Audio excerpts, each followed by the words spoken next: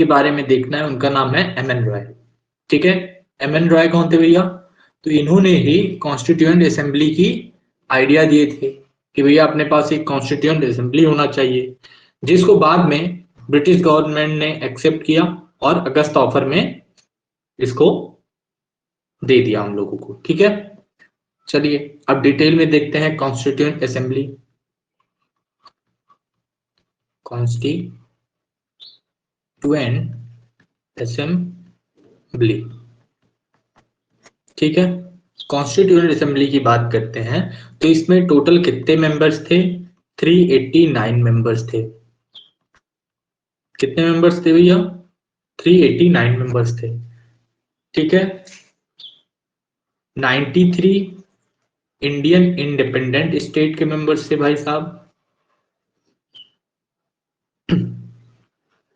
Indian independent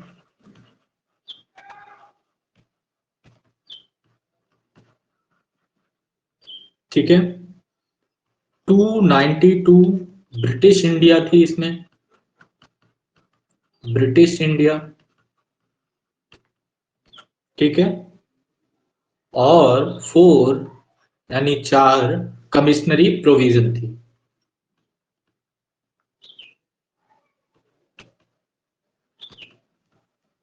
कमिश्नरी provision थी। Clear? इस हिसाब से टोटल 389 मेंबर्स। क्लियर? चलिए, लेकिन जब पार्टीशन हुआ यानी आफ्टर पार्टीशन कितने मेंबर रह गए? अब कोई बताना चाहेगा? Anyone? After partition total 299 members बचते हैं। कितने मेंबर्स बचते हैं? 299। क्लियर? आगे बढ़े।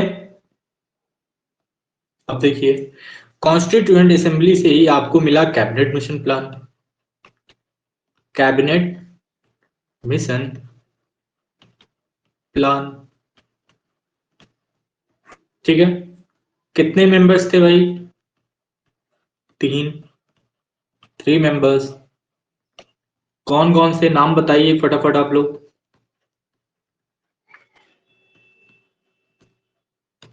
लॉर्ड पैथिक लॉरेंस,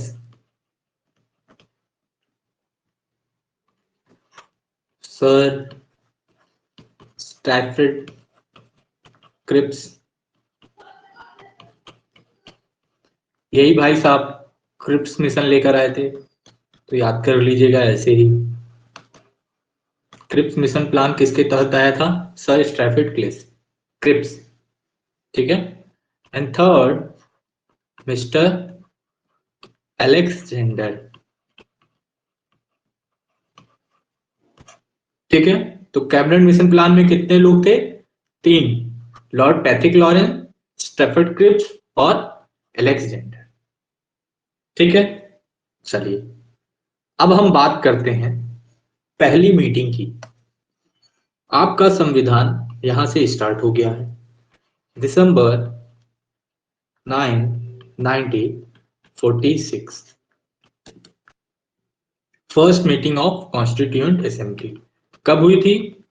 9 दिसंबर 1946 में, ठीक है। क्लियर?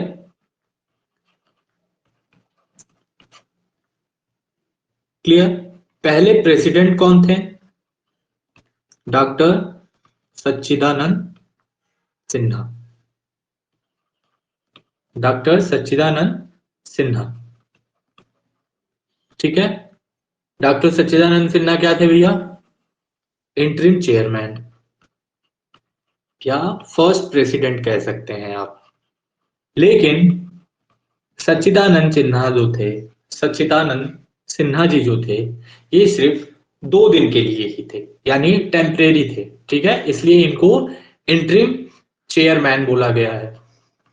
क्लियर?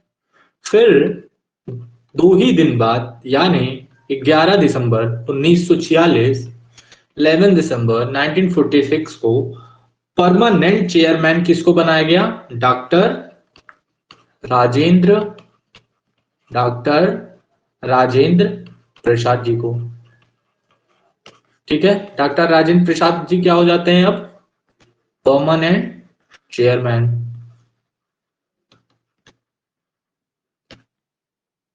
क्लियर? यहां तक क्लियर सबको? चलिए, फर्स्ट वाइस प्रेसिडेंट कौन थे भाई साहब? तो एच.सी. मुखर्जी। ये कॉन्स्टिट्यूएंट असेंबली की बात हो रही है कि कॉन्स्टिट्यूएंट असेंबली के इंटरिम चेयरमैन कौन थे, फिर परमानेंट चेयर कौन हुए, ठीक है, और फिर वीपी कौन हुए फर्स्ट। ये मत सोचिएगा कि ये इंडिया की बात हो रही है। H C. Mukherjee. Clear? Legal adviser constituent assembly में लीगल एडवाइजर कौन थे भैया?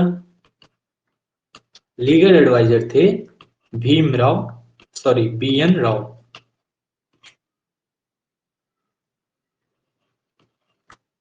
ठीक है, एंड लास्ट, कॉन्स्टिट्यूशन अपना कितने दिन में कंप्लीट हुआ?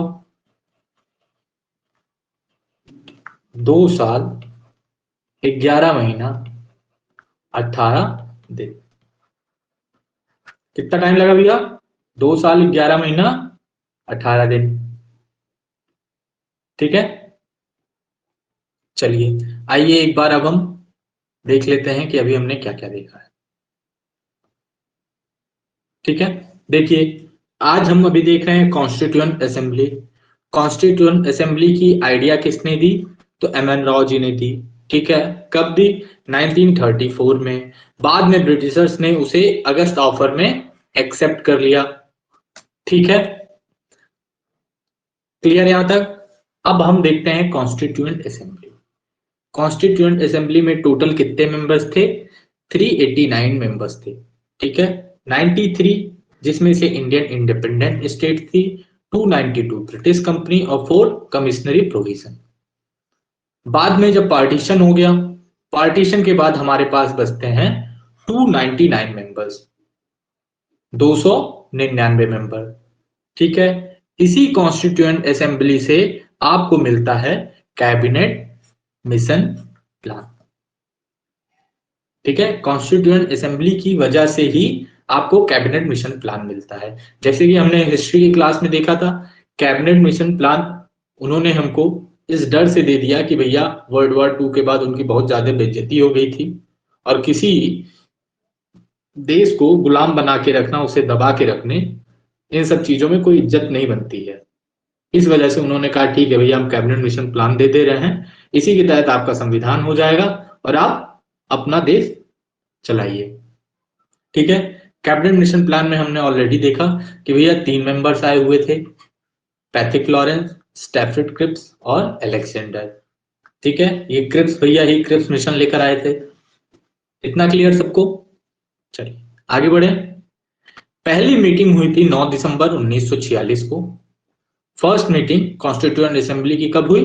9 दिसंबर 1946 को, जिसमें डॉक्टर सच्चिदानंद सिन्हा जी को इंटरिम चेयरमैन बनाया गया। लेकिन 2 ही दिन बाद यानी 11 दिसंबर को डॉक्टर राजेंद्र प्रसाद जी को परमानेंट चेयरमैन घोषित कर दिया गया, यानी बना दिया गया। क्लियर? कॉन्स्टिट्यूएंट असेंबली के फर्स्ट वाइस प्रेसिडेंट कौन थे? तो एच.सी. मुखर्जी। और लीगल एडवाइजर कौन थे भैया? तो BN. Rao. Clear? Constitution complete कितने दिन में हुआ? तो 2 साल 11 महीना 18 दिन। एक बार बता दीजिए यहां तक किसी को कोई तकलीफ, कोई समस्या, कोई परेशानी, फिर आगे बढ़ा जाए। यहां तक क्लियर? आगे बढ़े अब।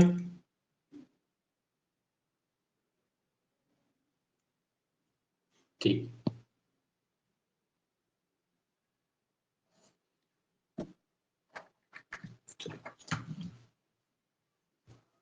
अब आ जाता है आपका 26 नवंबर 1949, 26 नवंबर 1949।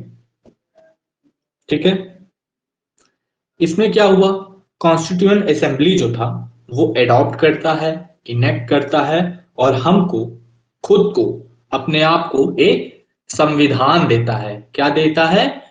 कॉन्स्टिट्यूशन। ठीक है, यानी हम इसको बोल सकते हैं constitution assembly adopted and enacted. Guys notes आप लोग अपना प्रिपेयर कर लीजिएगा ऐसे, ठीक है, रिवीजन के लिए अच्छा होगा और मेंस के लिए बहुत आपके लिए प्लस पॉइंट होगा। तो ऐसे लापरवाही मत करिएगा।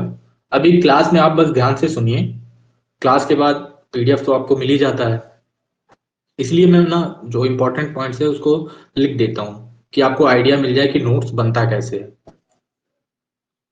ठीक है, adopted and enacted and gave to themselves क्या चीज? तो कॉन्स्टिट्यूशन। ठीक है, यहां तक क्लियर? चलिए, अब ये पूछा जाता है कि भैया कौन सा आर्टिकल था जो पहले ही दिन चार्ज मिल गया था, उसको लागू हो गया था? तो वो है आपका आर्टिकल 394। अब आप लोग बताइएगा 394 क्या बात करता है? ठीक है, 394 क्या करता है आप लोग कमेंट बॉक्स में बताइएगा। ठीक है, 394 charge at day first of adoption. Clear? और अब आपके मन में ये आ रहा है भैया बाकी के आर्टिकल कब से लागू हुए, कब से उनको ड्यूटी मिली, कब से उनको चार्ज मिला? तो बाकी के जो थे वो 26 जनवरी 1950 को लागू होते हैं। ठीक है, तो ये दोनों आपके लिए इंपॉर्टेंट है, इसको देख लीजिएगा। क्लियर? हाँ, commencement and title. Very good Nidhi. चलिए आगे बढ़े।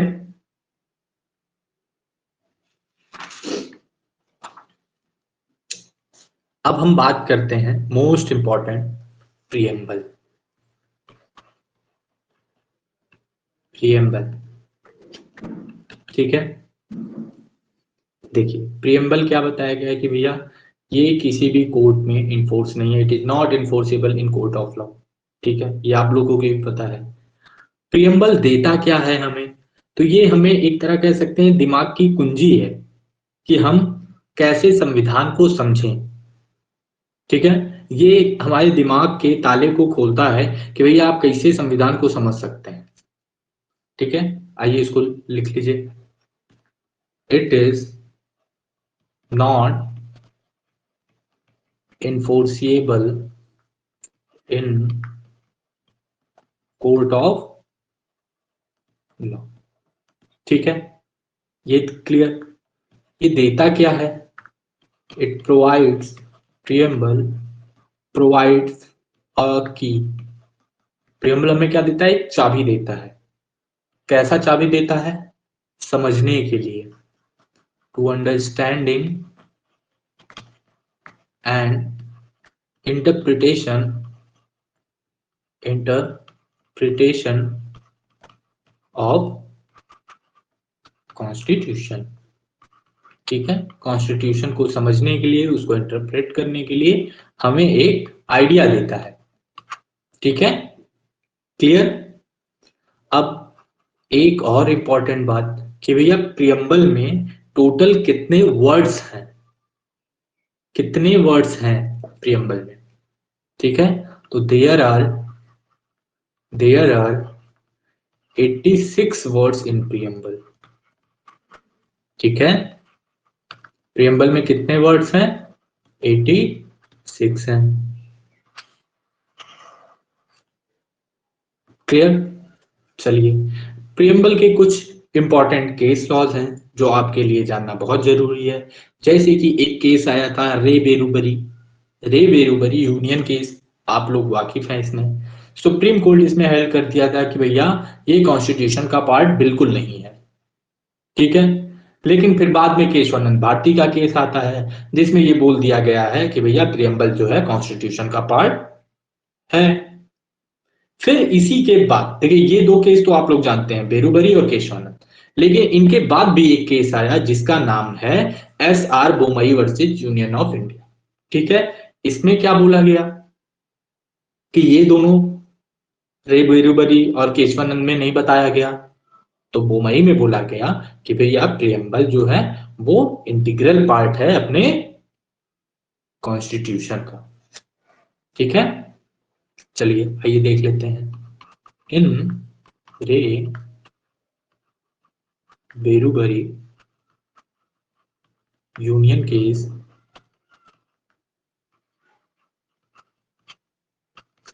गाइस, मैं अगर सिर्फ डिक्टेट कर दूं तो आप लोग लिख लोगे या मैं लिखता रहूं? ये लिखने में थोड़ा सा टाइम कंज्यूम होता है। मैं सिर्फ एक्सप्लेन कर दूं तो आपको काम चल जाएगा। ठीक है, चलिए। रे बेरुबरी के केस में क्या बोला गया था कि भैया कॉन्स्टिट्यूशन जो है, सॉरी प्रियम्बल जो है ये कॉन्स्टिट्यूशन का पार्ट नहीं है। ठीक है, जहां पे कुछ एक्स्ट्रा पॉइंट होगा वहां पे मैं नोट डाउन कर दूंगा। ठीक है, क्योंकि ऐसे में लिखाऊंगा तो बहुत टाइम लग जाता है।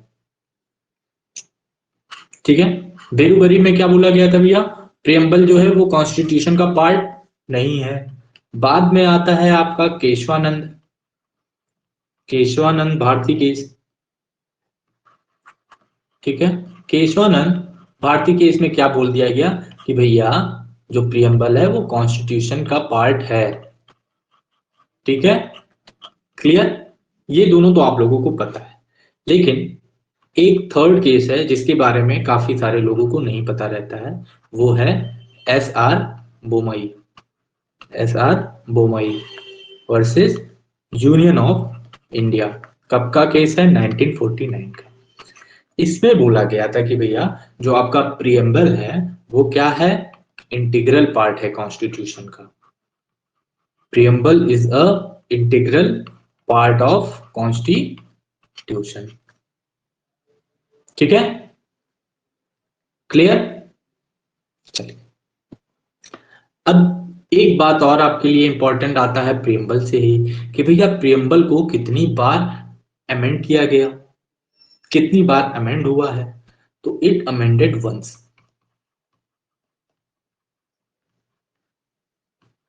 ठीक है, और किसके द्वारा? तो बाई, वेरी गुड, नहीं 44 नहीं 42nd निधि, एक ही बार किया गया लेकिन 42nd अमेंडमेंट के द्वारा। ठीक है,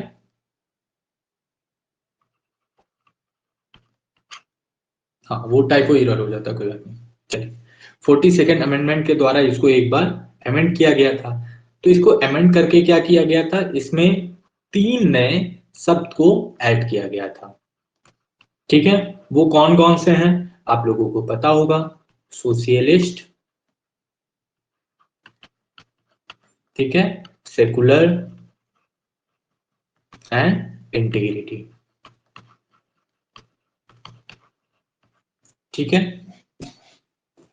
कौन कौन से वर्ड जोड़े गए थे? Socialist, secular, integrity. यहां तक क्लियर? चलिए आइए एक बार देख लेते हैं कि अभी तक हमने क्या क्या देखा है। देखिए, रिवीजन बहुत जरूरी होता है। मैं कोशिश करता हूं मैं क्लास में ही आपका इतना रिवाइज करा दूं कि आपको देखने की जरूरत ही ना पड़े बाद में।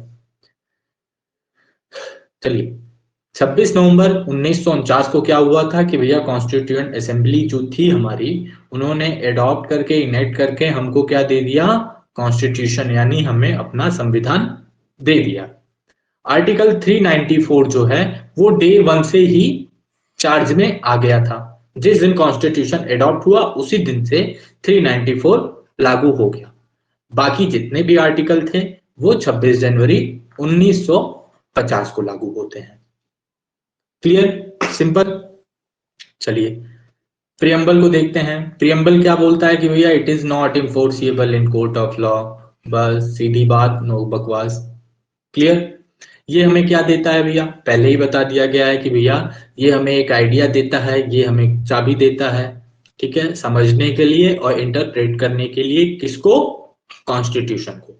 सिंपल सी बात कहें तो भैया कॉन्स्टिट्यूशन को समझने के लिए, संविधान को समझने के लिए आपका प्रियम्बल पढ़ना बहुत जरूरी है, बस, ना अधिक ना कम।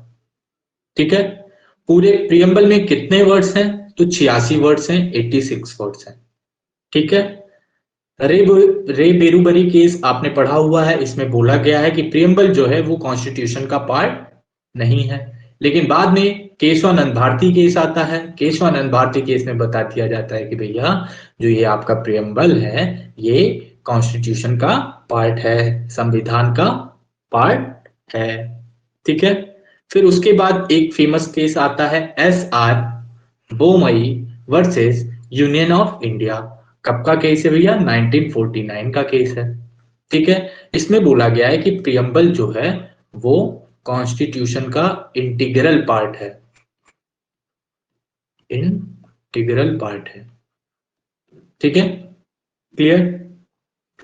फिर पूछा जाता है कि भैया प्रियम्बल कितनी बार अमेंडमेंट किया गया है, प्रियम्बल कितनी बार अमेंड हुआ है? तो ये आज तक सिर्फ भैया एक ही बार हुआ है, और वो भी 42वें अमेंडमेंट के द्वारा, 42nd अमेंडमेंट के द्वारा अमेंड करके इसमें 3 शब्द जोड़े गए थे, 3 वर्ड्स जोड़े गए थे, जिसको बोला जाता है सोशलिस्ट, सेकुलर और इंटीग्रिटी। क्लियर, आगे बढ़े।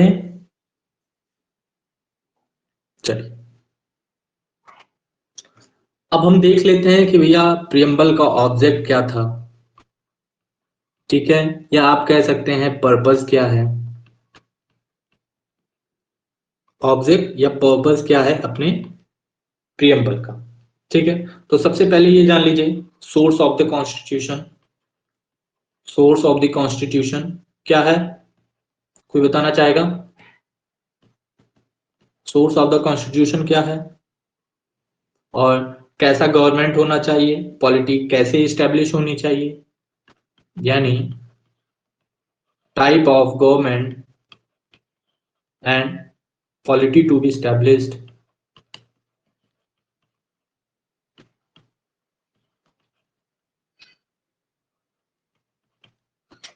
ठीक है, फिर राइट्स क्या हैं जनता के,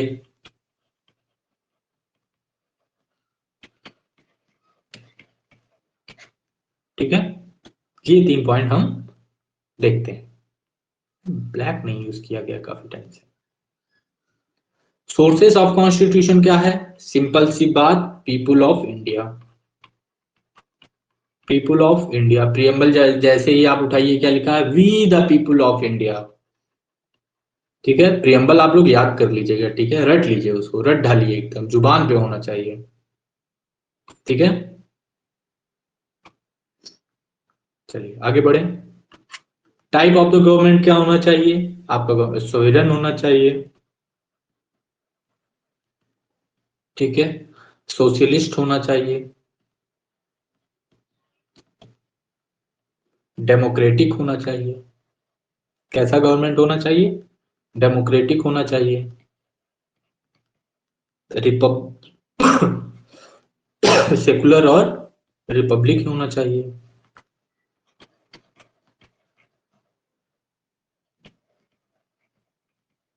क्लियर। पीपुल के राइट्स कौन कौन से होने चाहिए? तो जस्टिस का राइट होना चाहिए, लिबर्टी, इक्वालिटी और फ्रेटर्निटी। ठीक है, क्लियर। ऑब्जेक्ट क्या है? Source of the constitution, type of the government और राइट्स ऑफ पीपल। क्लियर, ये प्रियम्बल का मुख्य पर्पज है। यहां तक क्लियर? यहां तक क्लियर? यहां तक किसी को कोई तकलीफ, कोई समस्या, कोई परेशानी आज की क्लास में जो भी अभी तक हमने देखा है? ठीक, चलिए अब आगे के नेक्स्ट क्लास में हम लोग कंप्लीट करेंगे इसको। कंप्लीट इन द सेंस हम देखेंगे सॉवरेन का मतलब क्या होता है, सोशलिस्ट का मतलब क्या होता है, डेमोक्रेटिक, सेकुलर और रिपब्लिक का मतलब क्या होता है। ठीक है, फिर हम rights of the people, interesting थी, thank you so much. Rights of the people में हम देखेंगे कि जस्टिस क्या है, लिबर्टी, इक्वालिटी और फ्रेटर्निटी क्या है। ठीक है, चलिए फिर आज की क्लास को यहीं पे एंड करें। किसी को कोई डाउट, कोई क्वेरी?